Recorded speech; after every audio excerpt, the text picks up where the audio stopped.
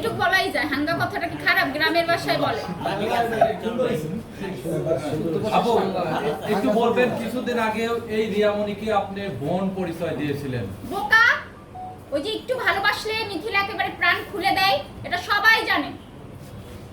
আমাকে বোকা বানিয়ে কোলের ভেতরে নিয়ে আলমের কাছে যাওয়ার তো মুখ ছিল না আলমের ফ্যামিলিতে। যখন আলমের বাবাকে তো সেবা করেনি। আপনারা নিউরোসাইড হসপিটালে যান, যে শোনেন ও যখন গেছিল ঈদের দিন ওই ভিউ কামানোর জন্য ভিডিও করতে, আশেপাশে সবাই বলছে আসছে ভিউ ব্যবসা করতে। সব করে মিথিলা ভিউ ব্যবসা করতে। আলমের বাপ তো ওরে বিচ্ছিরি ভাষায় গালি দিয়ে কথা বলতো, দেখতেই পারতো না। হ্যাঁ, হিরো আলমের সঙ্গে আমার পরকিয়া, ওদের সংসার যখন ভাঙা ছিল তখন আমার পরকিয়া হয়েছে।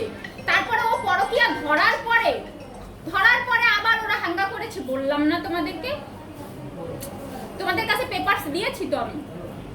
পরকিয়া এই জন্যই তো আমি মামলা করেছি। আলম তো আমার সঙ্গে পরকিয়া করেছে, পরকিয়া করে বাসা ভাড়া নিয়ে রয়েছে। রিয়ামণির স্টেটমেন্ট দেখোনি? 3 মাস বাসা ভাড়া করেছিল, তারপরে হচ্ছে ওই যে বগুড়ার বাড়িতে আমাকে নিয়ে সংসার করেছে। এই জন্যই তো আমি ধর্ষণ মামলা দিয়েছি। আপু আপনি গত একটা ইন্টারভিউতে বলছেন যে রিয়ামণিকে কাইলা ডায়মন্ড বলেছেন, আসলে আপনি কি রিয়ামণির চেয়ে জান্নাতের সুযোগ দাবি করছেন? না না, পরে আসুন। আরে ডায়মন্ডের কাছে আমি কিছুই না। আমি তো আরো একটা কথা বলেছি, সে তো সব মেয়েদেরকে হিজলা বলে।